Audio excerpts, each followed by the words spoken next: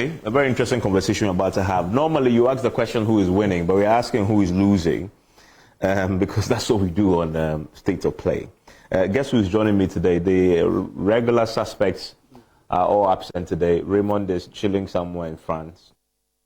And as for Winston, he returned from a certain trip today, and so he isn't here right now. But let's have the conversation. So when I put the thing out about who is losing, I've had a few interesting comments on the subject that, you don't ask who is losing, but this year's elections, really, it's going to be about who is losing. It's the reason why you see that both parties are going very heavy in their strongholds, because if you get your people out in their numbers to vote, you are on your way to victory. And I was just looking at the NDC numbers in the Volta region. It's really going to be about a battle of the strongholds, really. Anytime NDC had scored 80% and below, they tend to lose the national elections, the presidential elections. For them to win, they need to secure the highs of 90+% to win. That's quite significant in terms of the numbers that they must get. In the Ashanti region, a similar situation emerges with the MPP, where anytime they have anything below 75%, they tend to lose elections. So you need to get your people out voting. And if they don't, then you're losing. It comes down to your ability to get the people out. Your own people who of course, will come out and vote. And that's why you see Bawumia in the Ashanti region doing 15 days.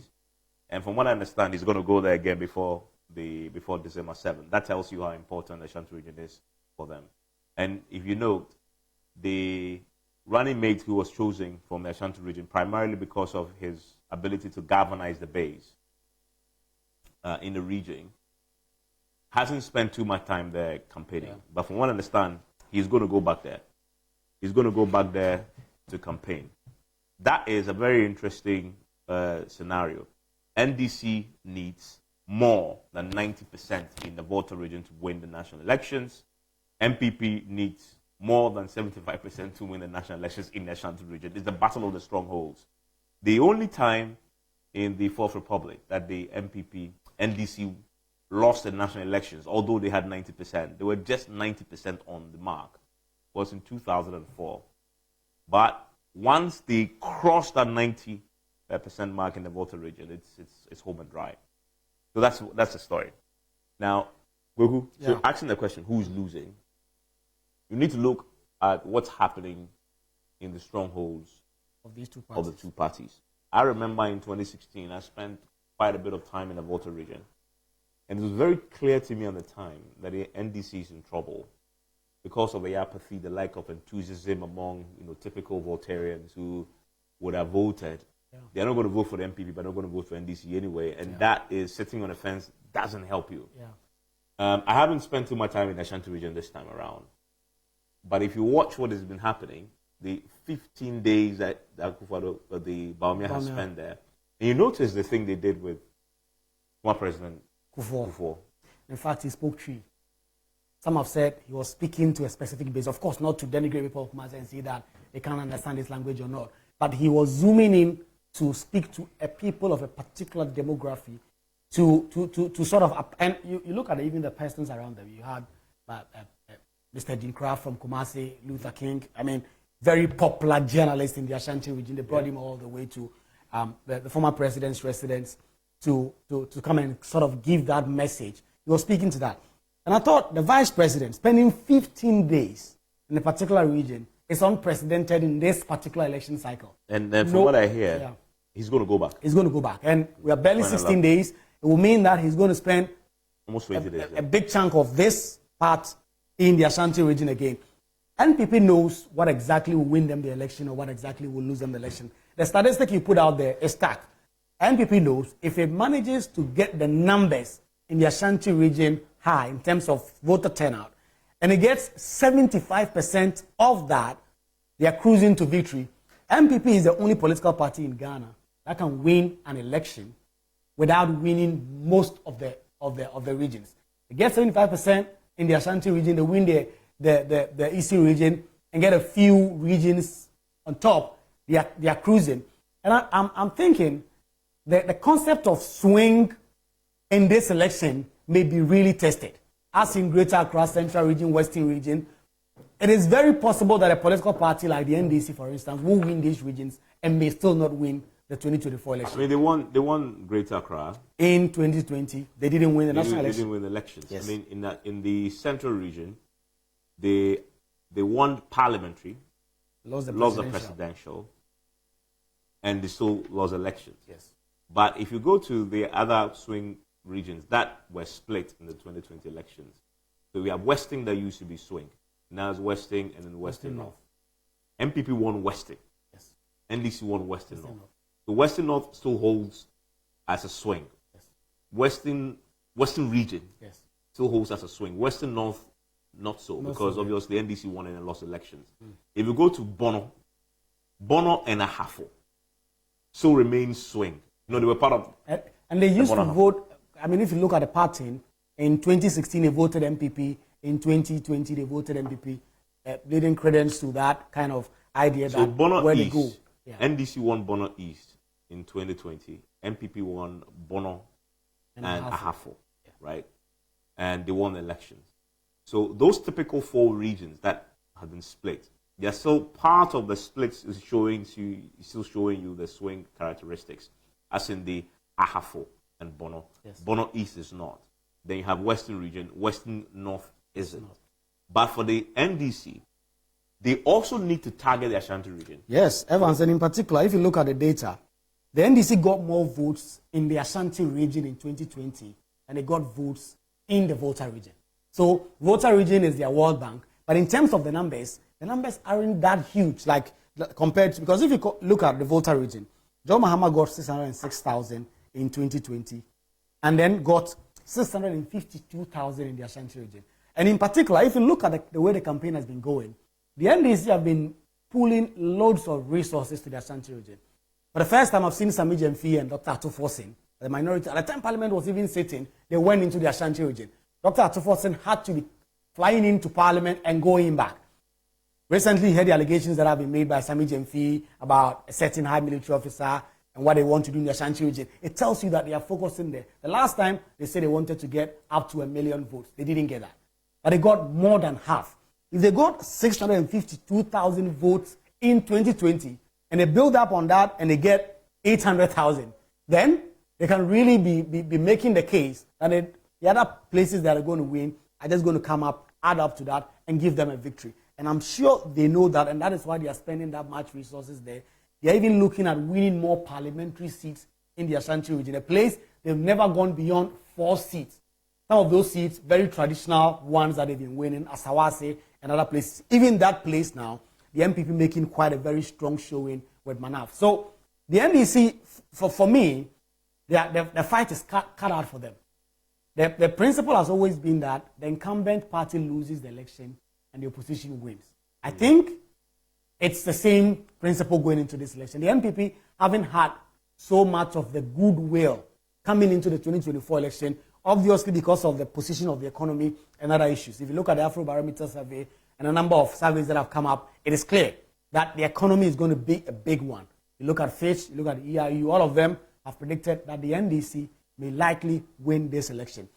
So it looks for me that this is the election to lose. I want to stay in Ashanti region for a while longer.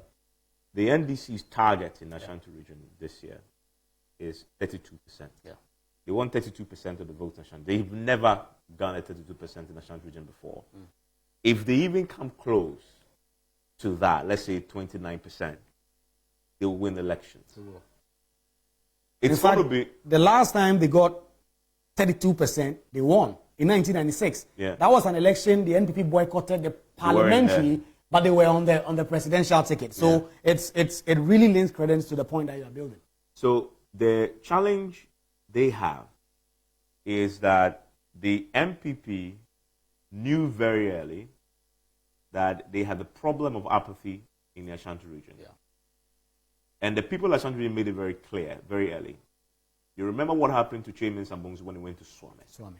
And the people pelted him with sachet water and they drove him out of the constituency because they were not happy with the roads, infrastructure, etc. Now, because of those signals, the MPP, knowing this challenge, it gave them a certain affirmation and a validation of the belief that if you're selected running mate, it must certainly come from the Ashanti region, because that is where the challenge is going to be. Yeah. Because a year ago, a lot of people in Ashanti were disillusioned. Yeah. If you talk to our colleagues there, they're not happy with the road. They thought they'd been abandoned. And they showed it. When Mensah, who is a preeminent poster boy for the party in Ashanti region, right? Who, in terms of the positions in government, of course, barring Alan Chamantin, who was left, but also his influence in parliament, his longevity and popularity. Yeah. If he was a target of citizen or residents' anger, then that tells you that it is very, very real. But because it happened early, if somebody was sleeping on the job in terms of, Ashanti region is going to turn out and vote for us again, they saw that the problem was very real, and so let's mobilize and deal with it. So what did the MPP do? The first thing they did is they started moving into the area, into the Ashanti region generally, and pumping a lot of resources to fix the roads. Just check what the DRIP, policy is doing there in terms of the fixing the roads. They've had the Prempeh, the International Airport done there. And then you also now have a running mate. You remember the story around when they were adoring him, how they went to the Otumfuo gave the subtle endorsement, etc. Now you have the flag bearer himself spending 15 days there. 15 days. You have J.A. Kufuor, former president, a true son of the land, who is now speaking directly to the people there. You now have, I understand, the president is also going to go there. You have Samira is also going to be deployed there, and Bawumia will return to the region just before the election. Now, you pay attention to the strategy. This week, when we did a story of Kodeo pre-election environment, one of the things that they picked up is that the MPP, Bawumia, is doing door-to-door. It was in that report. Yeah. Bawumia is campaigning like an opposition leader in the Ashanti region. Going to people's homes and doing door-to-door. Traditionally, that sort of approach is the approach of the opposition party. In fact, the man who popularized it, and I was with him when he did it, was, may he so rest in perfect peace, Atta Mills. I was with him in Sukula.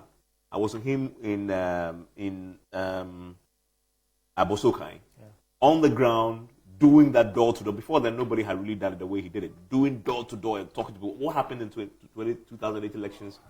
He won it. Although they limped over the line, but he won it. Yeah. Right?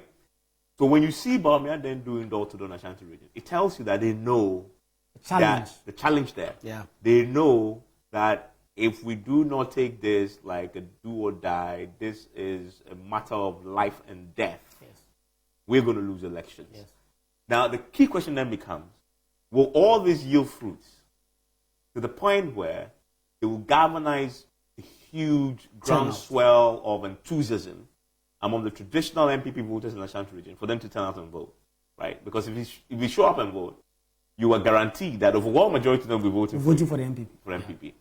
And that is why that strategy for me is important. When I saw him doing that door-to-door, you definitely know that it is going to be tougher for the NDC to break into the 32 that they won.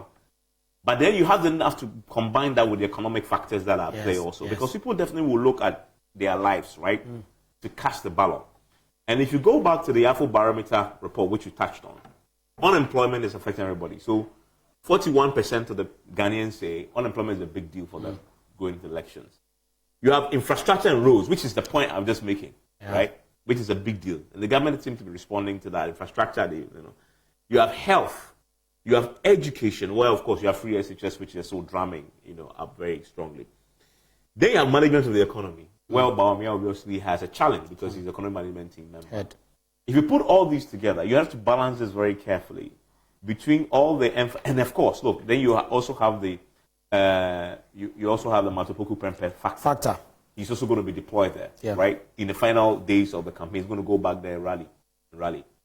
I get the sense that the NPP, knowing that that's where they lose or win election, is throwing everything at it, right? In the final stages, because of course, what you do in the last few days matters more than what you've done before.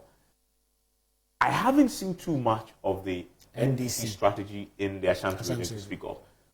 Last week when I spoke to the Ashanti Regional Secretary of the NDC, he disclosed that they want to do 32%.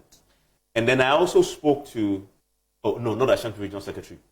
We spoke to the Asawase MP, Muntaka Barak, stalwart, right, of the party in the region. He said they're targeting 32%. He didn't let us in too much on the strategy. But for the strategy, a lot of it you will see because it has to be physical. But what happened, what was interesting though is last week JM was in Ashanti region twice. Yes. He was there to meet the pastors, the Ashanti regional clergy. Then he returned to also meet with the creative arts group in Ashanti region. It wasn't a dedicated, sustained campaign as in what Dr. Bawumia has been doing. But it was still something. And the timing was interesting. He did those two events. At the same time, Dr. Mahmoud Bawumia was also there. And in fact, part of the information we're picking was that as Dr. Mahmoud Bawumia was there garnering the votes, garnering the enthusiasm of the NPP's base in that Ashanti region, John Dramani Mahama felt like this was an attempt to also go in there and pour some sand in the gallery of the NPP there, given how big Dr. Mahmoud Bawumia is. And you've laid the point out clearly. The NPP knows that the odds are not looking good for them, generally, in terms of nationally. But for them to prop up their chances of having any chance in this election, the Ashanti region must turn up. They must turn up massively, and they must get at least 75% of that vote. The NDC is threatening that they are seeking to get 32%. Esiedun Getia himself has gone to the Ashanti region for some time. It is there that he is alleged to have said that the NDC will cancel free SHL. Of course, they'll come out and say that tape was doctored and all that. And so that message is going down in the Ashanti region. There's a lot of campaigning there. There's a lot of matters having to do with resources being moved there. Over the last few days since the flower pot interchange was made, I've seen certain leading figures of the NPP in the Ashanti region who are not necessarily executive making points about the fact that the Swami interchange has delayed, the Sofaline interchange and other things that the party has to do for them have all not been done. And so some of them have been raising those concerns. And some party stalwarts and supporters have been coming in out strong and saying that we have been working, we are doing, and in fact, no particular region has benefited in terms of government projects and resources than the Ashanti region. So the NPP knows that the battle is cut out for them. Again, and because they know that, they aren't focusing so much on other places like Volta region, for instance, where traditionally they will not do so well. They have one seat in the Volta region. The NDC is going out all gun blazing, trying to take that away from them. And the NDC is hoping that they can increase their vote. I've heard some Gemfi on another outlet say that part of the reason why persons in the Volta region didn't turn up as much was that in 2020 there were military men there. There were days at the time the government was fighting the secessionist issues. So they hope that they can turn up the votes in the Ashanti region and get close to 800,000. If they do get that, that pushes them. The NDC traditionally does well in the northern regions. They do well in the southern belt. In fact, in the eastern region, in the president's own hometown, the NDC got more than 30% in the last election. So these are places they do quite well. And given that they are riding with a tide, blowing with them, if they're able to manage to get all these things in these other places and manage to come close to 30% of the Ashanti region, it will clearly go to them. I've heard a lot of people say that this election is not going to go for a runoff. This is going to be a one-touch. The person who will win will perhaps win it bigly. I don't think that necessarily sounds like music in NPP's ears. Because given all that they've heard, given the polls and other things, they know that if they will win, they'll probably win it slim in terms of how the data we've seen from Global Info Analytics and all the other places. So MPP, for them, they know that the battle is cast for them. In Parliament, I've heard MPs who said that they are going to throw everything at this election. Of course, they know that the odds are stacked against them, but they are going to throw out everything at the election and hope it sticks. Yeah, I mean, bottom line, we come to the question of who is losing. Yeah. NDC, and if you listen to Asante himself, when the day they adored Jane was complaining about apathy. Sorry, was complaining about complacency. People sharing positions etc. And I think that is the biggest danger for the NDC is facing. If you do the reverse, the MPP seem to have accepted that although they are incumbent, they are underdogs in the race. And that is influencing their strategy. To have an incumbent doing door-to-door, that is an opposition candidate strategy. I remember in the newsroom in 2020, we were even questioning the strategy of the campaign of Akufo-Addo at the time and saying that Mahama was campaigning aggressively. This time around, it has flipped.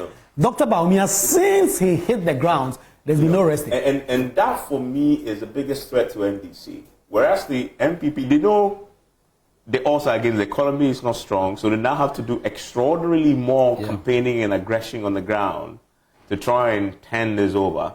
That is where the threat for me is for the NDC. It is really the NDCs to lose. The MPP has acknowledged that. They know that because of the circumstances. But we should watch what is happening in the rural communities and not in the urban. The urban areas are going to be very difficult for the incumbent party. But what is happening out of the urban areas, in far-flung areas where the masses really sit, where messages like free SHS is going to resonate very well, because if you have a kid and you're going to spend that much to send them to school and you're not getting... In Accra, people will be talking about fuel prices and other things. Those places... Those are the areas where the battles will be fought and won. Listen, we are just 16 days away. We'll learn more on December 7th. Enjoy the rest of your day.